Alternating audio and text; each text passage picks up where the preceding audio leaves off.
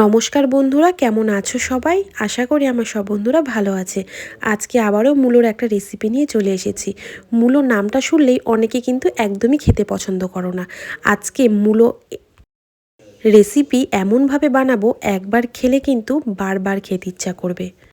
বাড়ির যেই সদস্য মূলো খেতে পছন্দ করে না, একবার না বলেই এটা বানিয়ে খাইয়ে দেখবেন। হাত চেটে পুটে একতলা ভাত নিমিষে শেষ করে দেবে। চলো বন্ধুরা, রেসিপিটি শুরু করি। হ্যালো বন্ধুরা, তোমরা সবাই কেমন আছো? ভালো আছো? আমিও ভালো আছি। আজকে আবার একটা রান্না নিয়ে এসেছি। মধ্যে দুদিন রান্নাটা দিতে পারিনি, কেন বলো? একটুখানি 25শে ডিসেম্বর এক জায়গায় ঘুরতে গেছিলাম, আর রান্না হয়নি। তা আজকে রান্না করবো। এই দেখো, তার জন্য লাগবে মূলো। এই দেখো দুটো মূলো। এই মূলোটাকে এখন কেটে ওই ভেতর থেকে বার করবো শ্বাসটা। গায়ে যে একটা থাকে না, ছাল মতো, ওইটাকে বাদ দিয়ে দিচ্ছি। আর লাগবে আমার হচ্ছে এটা এটা লাগবে। এরকম ভাবে সব কটা মূলো কেটে নিই। এই দেখো, মূলোগুলোকে সব ছাড়িয়ে নিয়েছি এরকম করে দিয়ে। এবারে দেখো, এই গ্রেট মেশিন দিয়ে এবার দেখো গ্রেট করে নিচ্ছি। এরকম করে সব কটাই করে নেবো।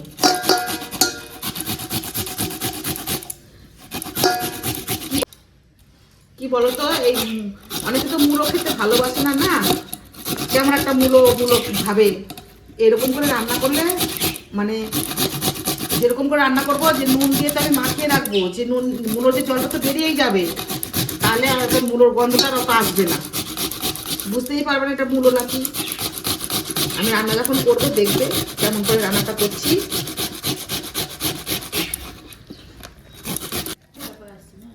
এই যে এরকম করে তাহলে সব কটা আমি গ্রেড করে নিই, তারপরে আমি মেন রান্নায় আসছি।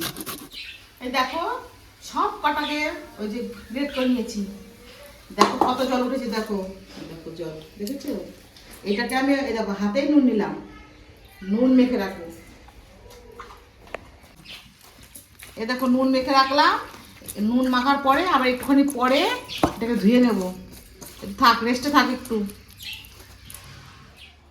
ওই যে আমি বললাম না, যে মুড়োটাকে কুচিয়ে নুন দিয়ে রেখেছিলাম, ওই যে গেট করে দেখো কত জল উঠেছে। আপনি এগুলো ধুয়ে নেব ভালো করে। আর ততক্ষণ কড়াইটা গরম হচ্ছে। আর দেখো, আমার রান্নার জন্য লাগবে হলুদ হলুদ সাদা তিল বাটা, সর্ষে বাটা, জিরে বাটা, বাদাম বাটা। আর লাগবে যে কাঁচা লঙ্কা কুচি, ধনেপাতা কুচি, এই টমেটো কুচি। এই দেখো ধুয়ে নিয়েছি।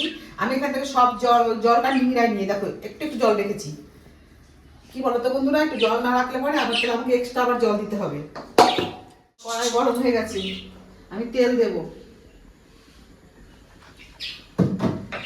মূলো যেহেতু মূলো ঝাঁজ আছে, তো এই জন্য সর্ষের তেল ব্যবহার করলাম না। আর দেখো গোটা লঙ্কা দিলাম, হাতটা জল জল একটু মুছে নিই। আর দেখো ফোড়ন হিসাবে দেখো রাঁধুনি, দেখেছো? দেখো দানাগুলো একটু একটু, এটাকে রাঁধুনি বলে। এই রাঁধুনিটাকে ফোড়ন দেবো। লঙ্কাটা হয়ে গেছে।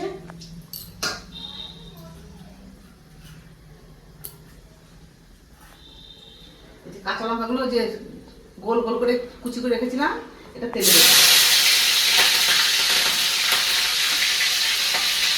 তারপরে আমি এটাকে দিয়ে দেবো যে মূলো কুচোনোটা সবটাই দিয়ে দিলাম। তো আমি নুন মাখিয়ে রেখেছিলাম, দিয়ে দিলাম। নুনটা তো বেরিয়ে গেছে। এটা আবার নুন দেবো, পুরো 1 চামচে না, আবার হাফ চামচের একটু বেশি দিয়ে আমি একটুখানি কষিয়ে নিই।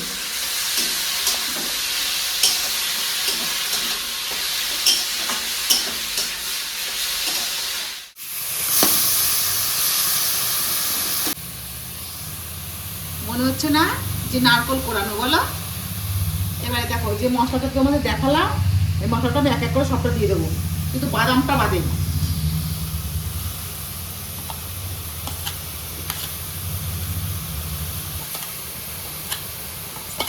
একটু ভালো করে কষিয়ে নিয়ে সব মশলাগুলো দিলাম, কষিয়ে নিলাম। কষিয়ে নিয়ে একটু ঢাকা দেবো।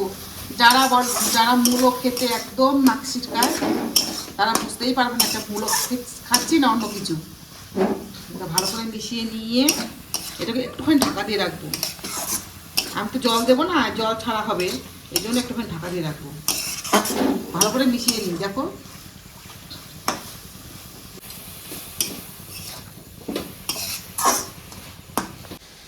টমেটো কুচি দিয়ে দেখো, টমেটোটা আমি কেটেছি, এবং একটা বীজ দিইনি, শুধু টমেটোটা দিলাম।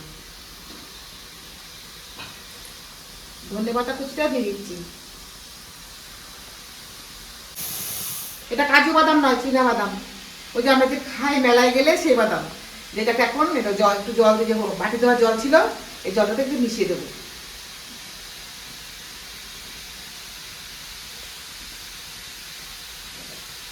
একটু জল দিলাম, এটা মিশিয়ে দিলাম, না দানা দানা হয়ে থাকবে।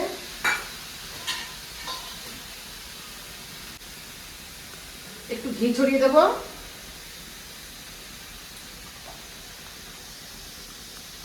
এবার আমি ভালো করে কষাবো।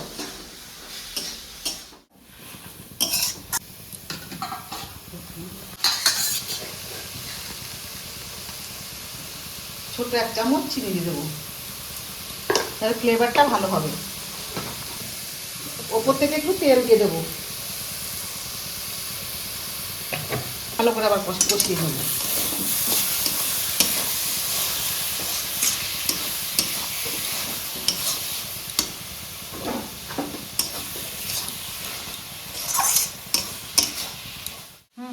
আমার এই দেখো রান্নাটা রেডি হয়ে গেছে, আমি এবার নামিয়ে নেবো। দেখেছো কি সুন্দর না, মূলো দিয়ে রান্না করে যেরকম একটা রেসিপি হয়, মানে ভাবা যায় না। মূলো তো আমরা নিরামিষ তরকারিতে দিয়ে খাই, এরকম যে একটা রেসিপি হয় আমি মানে ভাবা যায় না। বলো, গরম ভাত দিয়ে কিংবা রুটি দিয়ে কিংবা মুড়ি দিয়ে, মানে খুব সুন্দর লাগবে খেতে।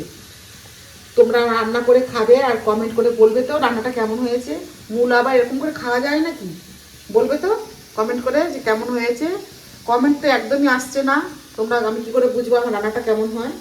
কমেন্ট করো না বলেই তো এখন রান্নার দিকে আমি অত আসছি না। এই দেখো রান্না হয়ে গেছে। আমার রেসিপিটা তোমরা প্রথম থেকে দেখবে, আর লাইক শেয়ার কমেন্ট করে যেমন করো সেমন করবে, যেমন পাশে আছে পাশে থাকবে। আবার একটা নতুন রান্না নিয়ে আসবো, ততক্ষণের জন্য টাটা।